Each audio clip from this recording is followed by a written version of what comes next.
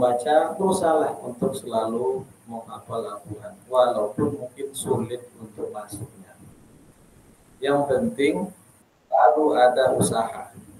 Allah menilai bukan hasil dari apa yang kita kerjakan, tapi Allah menilai apa usaha kita untuk berhasil. Apa usaha kita untuk bisa dapat menghafal Al-Quran. Mungkin banyak kita mendengar cerita-cerita orang yang setelah umur 60 tahun, 70 tahun bisa hafal Al-Quran. Tentu dengan kuat, tekad yang kuat, keinginan yang kuat. Allah berikan keistimewaan dia mampu menghafal Al-Quranul Karim. Itulah nanti yang menjadi penentu posisi seorang muslim di surga nanti. Semakin besar atau banyak hafalannya, tentu semakin tinggi kedudukannya di surga nanti. Malam hari ini kita lanjutkan membaca tafsir ayat dalam surat Al-Mulk. Pada bulan yang lalu sampai pada ayat yang kedua. Pada ayat yang kedua, A'udzubillahi minasyaitonirrajim. Bismillahirrahmanirrahim. Alladzi khalaqal mauta wal hayata liyabluwakum ayyukum ahsanu amala. Wa huwal azizul ghafur. Nah, itu ayatnya. Dialah Allah yang menciptakan kematian dan kehidupan. Tujuannya adalah untuk menguji kalian, siapa di antara kalian yang terbaik amalnya. Kalau begitu, hidup mati sekarang kita dalam fase hidup. Tujuan semua hidup kita dari lahir sampai kita diwafatkan, semua itu adalah tujuannya untuk menjalani ujian. Harus sadar kita sedang ujian. Nanti kita terima lapor kita di akhirat.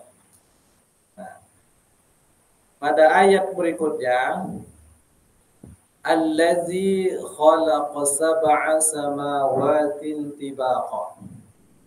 Allazi isim mausul yang bermakna kembali kepada Allah yang menciptakan sab'a samawatin. Sab'a artinya 7. Samawatin langit. Berarti langit itu ada 7 lapis. Dialah Allah yang menciptakan 7 lapis langit. Kemudian 7 lapis langit itu secara tibaqah. Tibaqah artinya tobaqah. Secara bahasa artinya tingkatan. Tapi diartikan berlapis-lapis. Ada lapis pertama, lapis kedua, lapis ketiga, sampai kepada lapis yang ketujuh. Itulah langit. Yang kita lihat di atas kita itu hanyalah langit yang terdekat dengan bumi. Di atasnya ada 6 langit lagi. Hingga jumlah semuanya 7 lapis langit. Dalam tafsir Ibnu Katsir diartikan tabaqatan ba'da tabaqah. Satu lapisan, satu tingkatan dengan tingkatan yang lain. Ada jumlahnya 7. Lalu wahalhunna mutawasilatun. Bermakna annahunna alawiyatun.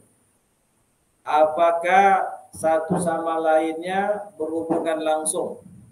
Langit yang satu dengan langit yang kedua berhubungan langsung, berdempetan atau tidak? Nah, ini apakah ada pemisah atau tidak ada pemisah? Apakah bersatu? Nah, di sini tidak ada penjelasan dan penafsiran yang jelas dari nas. Dua-duanya memungkinkan, tapi dibahas oleh Ibnu Katsir dalam kitab tafsirnya. Ada 2 kemungkinan dan ada 2 pendapat pula. Ada yang mengatakan bahwa langit yang satu dengan yang lain ada pemisah, ada pembatasnya. Ada yang mengatakan tidak bersatu saja, cuma bisa dalam arti 7 lapis, 7 tingkatan. Tapi Ibnu Katsir menyebutkan mana pendapat yang lebih kuat. Nah, tentu lihat hadis-hadis yang bicara tentang itu. Untuk memahami ayat-ayat Al-Quran, tentu tidak cukup hanya pada ayat-ayat Al-Quran saja. Tapi lihat mana tafsir dari hadis Nabi Sallallahu Alaihi Wasallam. Mana tafsirnya dari ayat-ayat lain. Karena antara ayat satu dengan yang lain itu saling menafsirkan. Antara ayat dengan hadis juga menafsirkan. Nah, oleh karena itu dalam ilmu tafsir disebut dengan tafsir bil maksur. Tafsir bil maksur itu menjelaskan ayat dengan asar, menjelaskan ayat dengan ayat, ayat dengan hadis. Itu namanya tafsir bil maksur. Dan diyakini oleh para ulama itulah penafsiran Al-Quran yang paling otentik. Sebab Al-Quran menafsirkan Al-Quran, Al-Quran ditafsirkan oleh hadis, itu adalah tafsir yang paling otentik. Dan ulama yang terkemuka dalam menafsirkan Al-Quran dengan Al-Quran, Al-Quran dengan hadis, itulah Ibnu Katsir. Nah, yang tafsirnya sekarang kita lihat. Jadi di sini apakah langit itu antara tingkatan pertama dan kedua ada pembatas atau tidak? Maka dia menyimpulkan kalau melihat hadis-hadis tentang Rasulullah dimi'rajkan ke langit.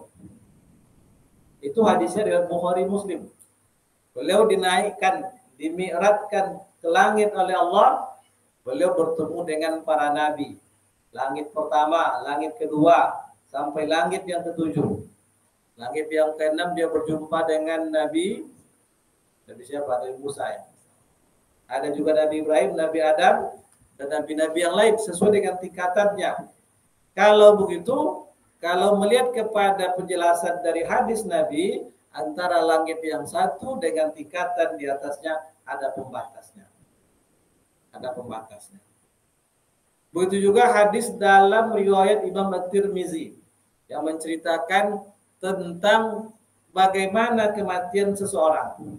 Dalam sebuah hadis dari Tirmizi dan juga Imam An-Nasa'i, Rasulullah SAW menceritakan begini. Apabila salah seorang kalian hendak menuju kematiannya, saat itu beliau sedang berada di pekuburan. Dari situlah beliau menceritakan. Seseorang yang hendak meninggal dunia, maka datanglah malaikat-malaikat langit, duduk di sampingnya sepanjang mata memandang. Malaikat-malaikat langit ini itu membawa kain kapan yang berwarna putih, serba putih, bersih untuk mengkafani orang yang akan meninggal ini. Mereka duduk di samping orang yang berbaring hendak meninggal ini sejauh mata memandang. Kemudian mereka menunggu kedatangan malaikat Israel untuk mencabut nyawanya. Datanglah malaikat Israel mencabut nyawanya dengan sangat pelan-pelan. Dalam hadis itu disebutkan dengan istilah kasailil ma. Sail mengalir, alma air. Kalau kita tumpahkan air di atas tanah yang sedikit rendah, sedikit tinggi, mengalir dengan sangat lembut. Kecuali kalau dijatuhkan dari atas. Air yang mengalir lembut sekali. Itu adalah bagaimana wafatnya atau nyawanya diambil oleh malaikat Israel kalau dia orang yang soleh. Diambil dengan selembut-lembutnya, kemudian malaikat yang berasal dari langit tadi yang membawa kain kafan putih, membawa roh orang yang soleh ini di dalam kain kafan tadi. Selanjutnya dibawa menuju ke langit. Saat dia sampai pada langit pertama, terciumlah bau harum yang sangat harum. Sehingga malaikat-malaikat penghuni langit pertama mengatakan, bau siapa yang harum ini? Maka disebutlah namanya dengan nama yang paling indah yang dikenal ketika di dunia. Oh, rupanya si Fulan bin Fulan.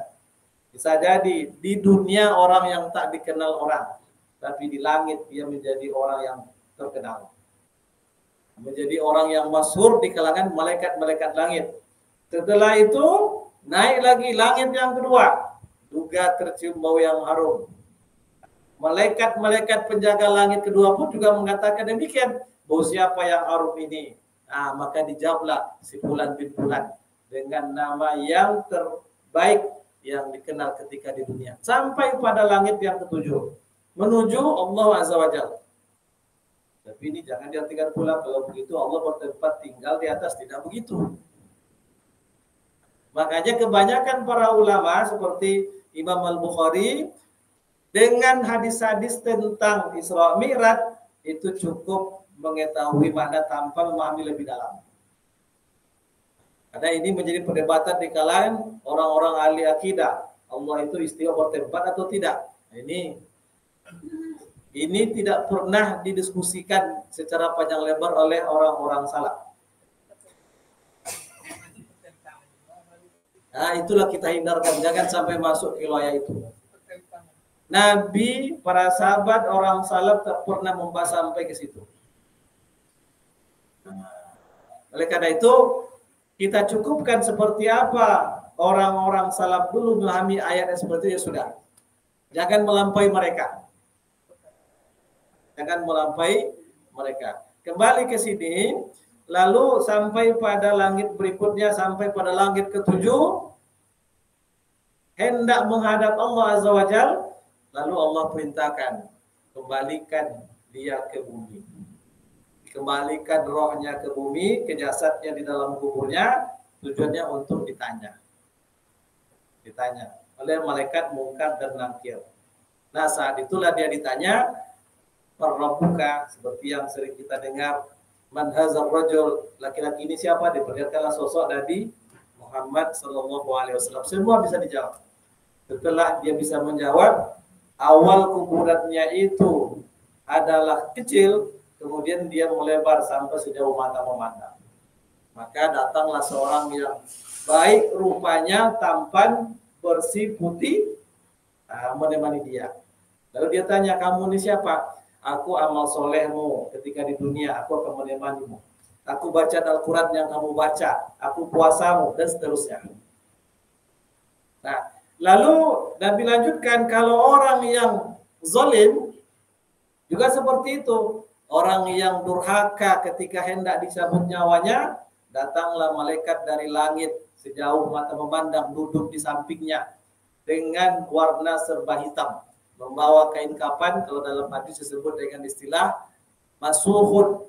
Masuhud itu kain kasar, ibarat goni lah kawan. Kalau goni dipakai untuk pakaian, 5 kali pun mandi sehari tetap gatal-gatal. Kalau goni, kain masuk, maka mereka menunggu kedatangan malaikat penjabut nyawa.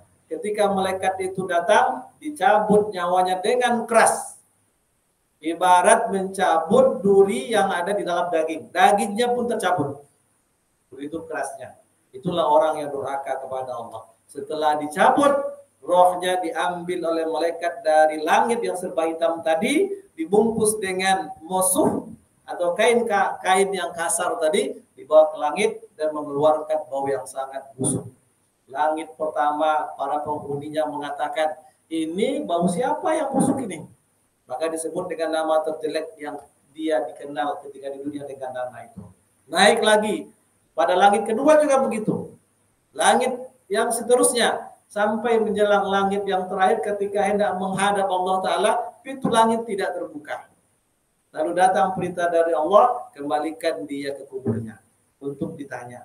Disitulah ketika ditanya oleh 2 malaikat itu, dia tak bisa menjawab. Itulah awal azab bagi dia di alam kubur sampai batas yang tak bisa ditentukan. Tak ada batasnya. Nauzubillah.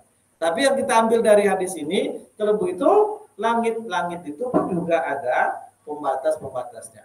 Jadi mulai dari hadis yang menceritakan tentang Isra dan Mi'raj, kemudian tentang hadis tadi, itu dijadikan sebagai isyarat oleh Ibnu Katsir bahwa langit itu ada pemisah-pemisahnya. Nah, bagaimana dengan sains?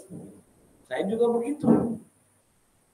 Dalam penafsiran ayat dalam surat At-Tariq, was-sama'i zatir rajab. Was-sama'i itu huruf qasam, huruf sumpah. Jika dikasih baris bawah, was-sama'i. Tidak boleh dikasih baris bawah, baris di atas. Karena dia sumpah. Demi langit zatir rajab. Raja artinya kembali. Rujuk. Seorang suami yang mentalak istrinya, kemudian dia kembali kepada istrinya, namanya rujuk. Nah, salah satu masdar dari kata roja, rojaun, kembali. Tapi kalau kita lihat dalam tafsir Al-Quran, dalam Al-Quran terjemahnya, raja itu diartikan dengan hujan. Artinya demi langit yang mengandung hujan. Nah, lalu oleh ahli sains menemukan dari 7 lapis langit itu ternyata rata-rata punya fungsi mengembalikan.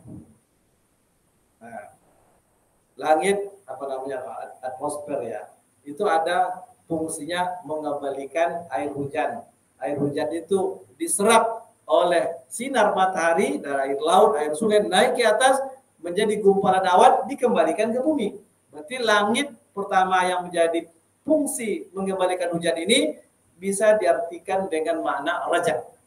Raja itu mengembalikan kembali. Ada lagi langit tingkatan ke-6. Kita pernah baca, fungsinya itu mengembalikan benda-benda angkasa luar. Kalau ingin menghantam bumi, dia tolak, dikembalikan keluar angkasa kembali. Masih terkandung kata raja di situ. Ada lagi langit yang tertinggi, langit yang ke-7, itu fungsinya mengembalikan gelombang radio. Setelah dipancarkan dari bumi, bisa dikembalikan ke bumi lagi. Kalau begitu, bisa jadi mana raja itu demi langit yang mengandung fungsi pengembalian. Yang jelas, langit itu ada 7. Nah, kemudian itu penjelasan dari Ibnu Katsir yang bisa kita pahami. Nah, tadi kan roh kan, ya. Bukannya teratur Ya. dalam kubur. Jadi di mana roh itu letak dalam kubur atau melayang atau macam mana? Ini kan tadi kan banyak kubur kan. Ya. Jadi saya sudah ada tanya itu nanti di dalam kubur itu roh tadi itu di mana ya Bu? Kalau kita mengikut penjelasan dari Ibnu Qayyim dalam kitabnya Ar-Ruh, nah ini berkali-kali pengajiannya nih. Dia jelaskan bagaimana roh itu dari asal, dari perkataan sahabat, kemudian perkataan tabi'in, dari isyarat-isyarat hadis juga begitu. Dia jelaskan. Dan banyak dari dalilnya. Di antaranya pamannya ketika Muhammad bin Sirin meninggal dunia, kan didahului oleh saudaranya atau yang satu angkatan dengan dia, Hasan Basri. Oh, habis selesai. Ada apa ya? Tidak ada istri Zaki. Sambung.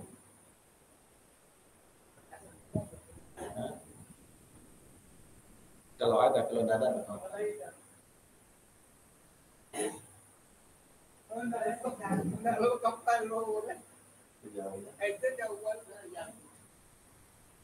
Baik, sampai jauh aja lah. Jadi ketika Hasan Basri meninggal, dia meninggal tahun 110 Hijriah. Lebih dahulu sedikit daripada Muhammad bin Sirin. Muhammad bin Sirin itu seorang ulama tingkat tabi'in. Dia lahir 2 tahun sebelum berakhirnya Khalifah Utsman bin Affan. Utsman bin Affan itu wafat tahun 36. Maka Muhammad bin Sirin wafat tahun 34 Hijriah. Wafat 110. Muhammad bin Sirin dikenal sebagai seorang ulama hadis, juga fikih.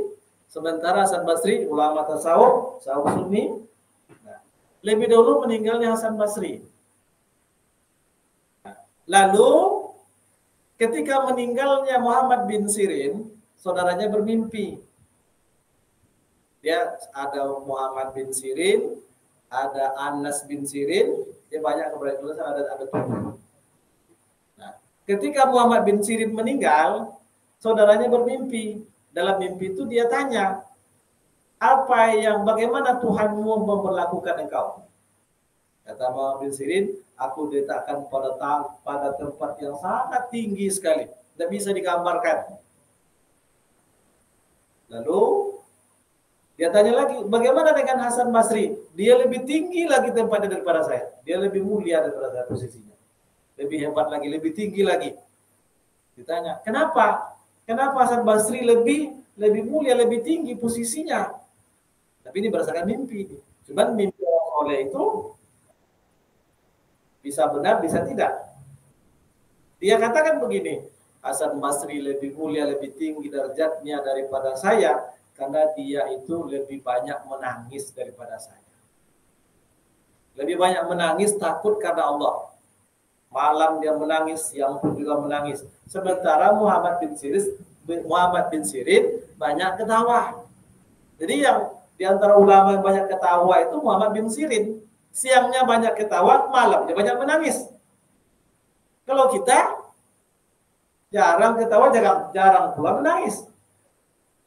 Kalau Sirin banyak ketawa, tapi malamnya banyak menangis.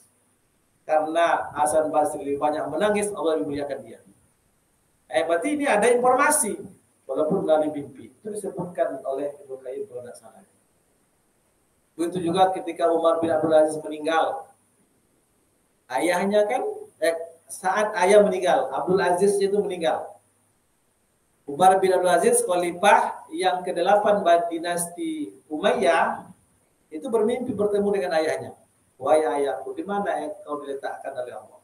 Allah meletakkanku pada tempat yang sangat tinggi. Jelaskan dengan bahasa yang tak bisa dilogikakan oleh manusia. Berarti kan ada posisi di situ. Nah, lalu dalam kitab Ar-Ruh juga disebutkan, ini umumnya secerung begini. Orang-orang yang soleh, mereka bisa bebas kemana-mana. Bisa saling berjumpa. Bisa saling bercerita. Lalu yang baru meninggal, kalau dia tidak memiliki hutang dan hal-hal lain yang bisa mengikat dia di kuburnya, dia bisa berjumpa dengan yang lain. Ini dalam kitab Ar-Ruh ini. Wallahu a'lam. Tapi diceritakan begitu, bisa berjumpa dengan saudara-saudaranya. Ketika dia baru meninggal, dia akan temui saudaranya. Dia cerita-cerita, bisa mengucapkan salam. Lalu dia bertanya, si bulan manonya namu? Yang lebih dulu daripada nah, dalam kitab Ar-Ruh dijelaskan, kalau si bulan yang ditanya itu tidak pernah ditemukan oleh orang-orang yang lebih dulu meninggal, itu artinya dia terikat dalam kuburnya untuk menerima azab. Yang tidak bisa lepas itulah orang-orang yang berdosa atau orang mukmin yang masih memiliki hutang, maka hutang itu selesaikan. Sehingga hutang ini sangat menjadi perhatian sekali. Nabi tak mau mensolatkan orang yang berhutang. Itu pernah suatu kali ketika didatangkan mayat kepada beliau, lalu Rasul bertanya, hal alaihi dain, dia punya hutang?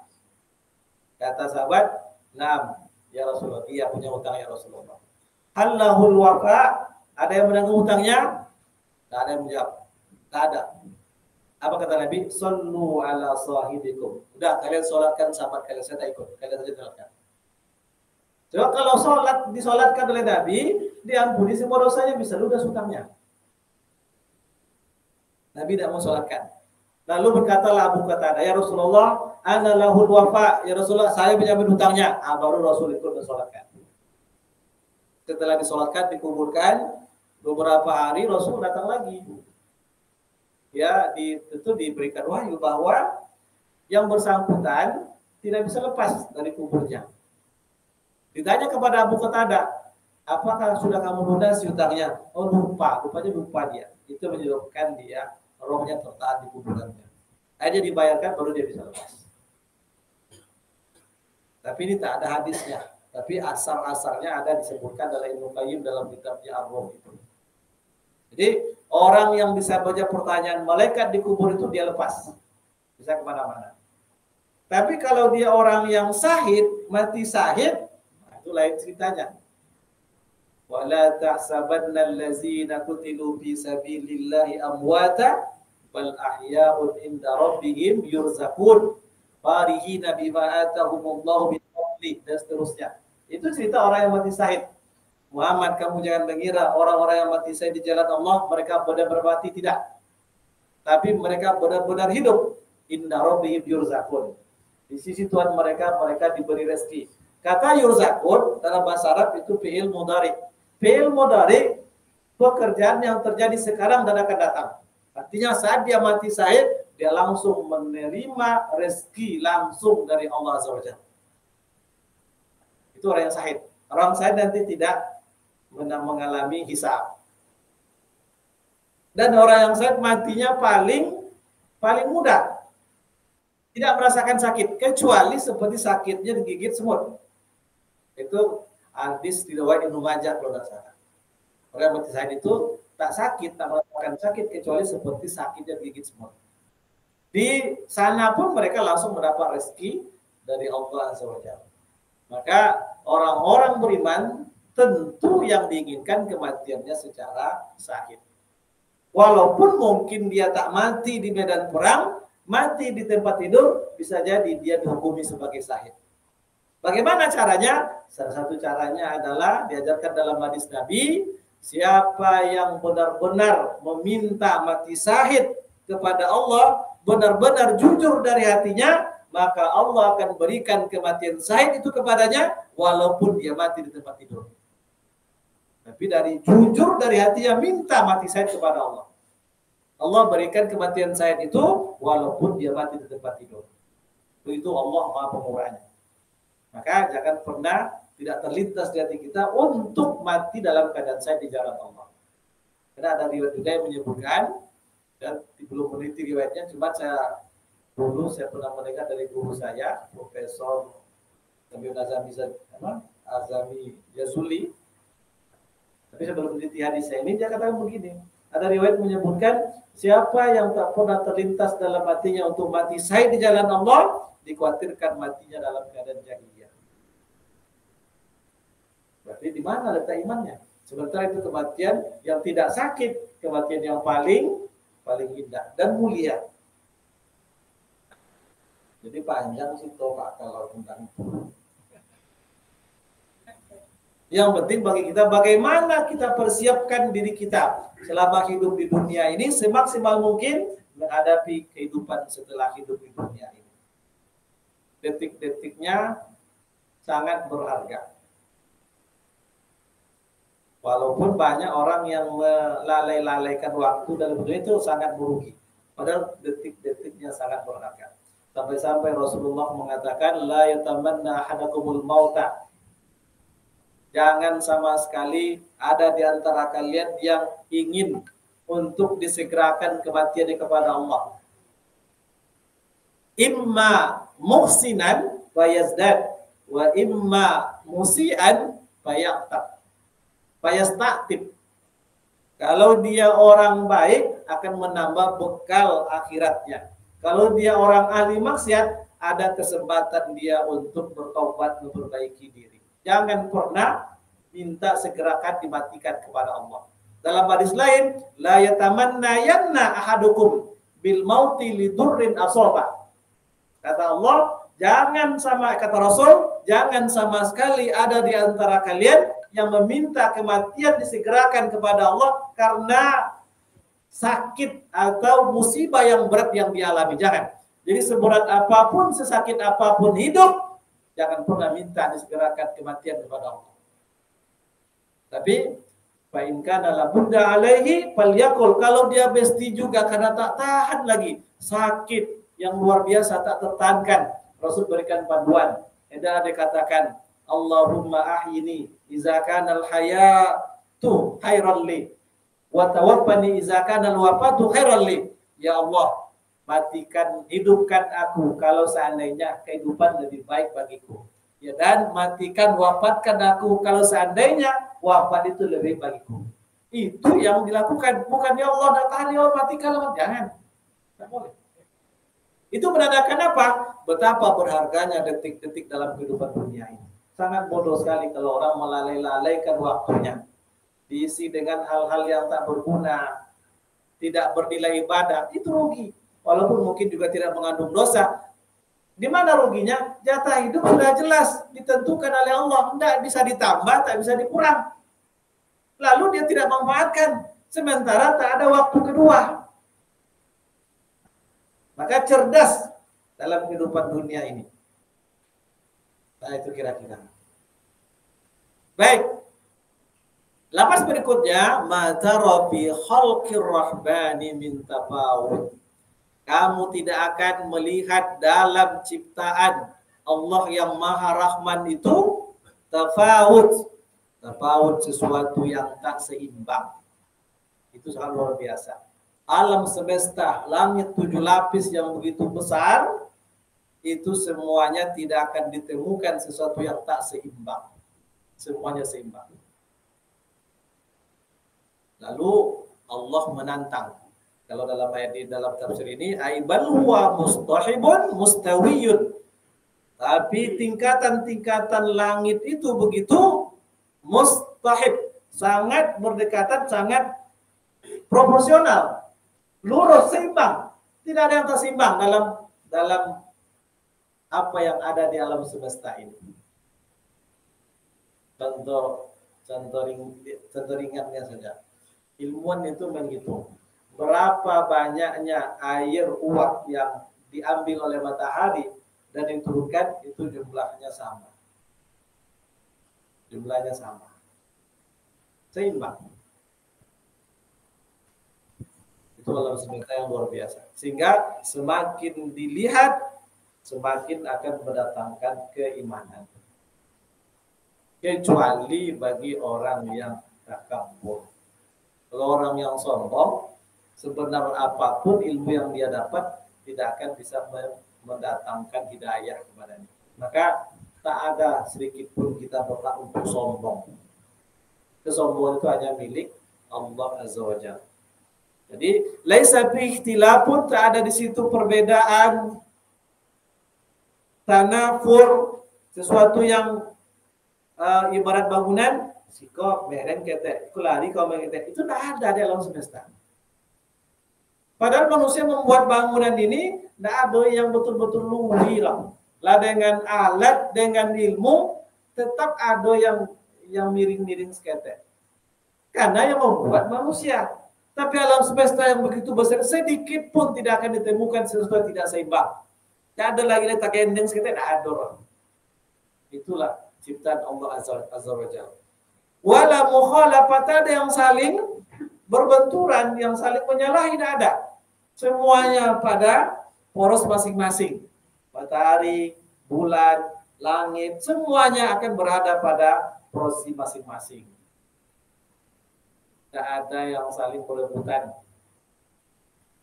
Tidak pernah berebutan matahari dengan bulan, tidak ada. Jadi semuanya dalam keadaan seimbang. Wala naqsun wala aibun, tidak ada yang kurang dan tidak ada aib sama sekali. Wala khilal, tak ada celah-celah yang tidak terisi, semuanya penuh, tidak ada celah kekurangan di situ. Walihaza qala, oleh karena itu Allah mengatakan farjil basara, coba kamu lihat sekali lagi, ulang lagi, lihat berkali-kali. Sebanyak apapun melihat, membaca alam semesta ini dengan ilmu teknologi apapun, tidak akan pernah menimbulkan ada kekurangan, ketidakseimbangan, tak akan ada. Apa yang akan terjadi? Kalian akan capek sendiri, akal kalian akan ngaku sendiri. Sehebat apapun ilmuwan, semakin diteliti alam semesta, akalnya akan balik kepada dia, akan capek sendiri, akan membenarkan firman Allah ini. Itu kalau ciptaan Allah, itu hanya ciptaan Allah. Kalau makhluk ciptakan tidak ada seperti itu. Farji'il basara, coba lihat lagi, berkali-kali silakan lihat. Hal tara min futur, adakah sesuatu yang tak seimbang? Tentu tidak ada. Habis baterainya. Baik. Unzur ila sama' fata'ammalha hal tara fiha aibun wala naqsan wala khalalan aw futura. Lihat kepada langit, lihatnya bukan dengan mata telanjang, dengan alat secanggih apapun silakan pakai, kalian tidak akan menemukan di situ celah. Kata Ibnu Abbas bahwa maksud daripada itu syukukun, syakok, sesuatu yang goyah, goncang, tidak ada sedikit pun. Nah, ayat ini juga mengandung kemukjizatan. Artinya apa? Menantang semua manusia. Mana ada kitab di dunia ini bisa menantang semua manusia? Bahkan Al-Quran menantang manusia dan jin. Silakan kalian semua berkumpul. Membuat semisal dengan Al-Quran. Tidak ada yang mampu. Dan Al-Quran pun sudah pastikan. Takkan ada yang mampu. Inilah kitab yang benar-benar sebagai mukjizat. Dan tidak bisa sedikit pun disangkal kalau Al-Quran itu kalau bukan dari Allah. Tapi kalau Al-Quran itu adalah dari Allah Azza wa Jalla. Kemudian wa qawluhu summa raji'il basara karrataini. Coba sekarang ulang lagi. Silakan teliti lagi. Berkali-kali. Karrataini. Apa yang akan terjadi? Yang qalib ilaikal basaru khasi'ah. Maka yang qalib akan kembali penglihatan itu kepada kalian dalam keadaan hina, dalam keadaan tunduk. Artinya kalian tidak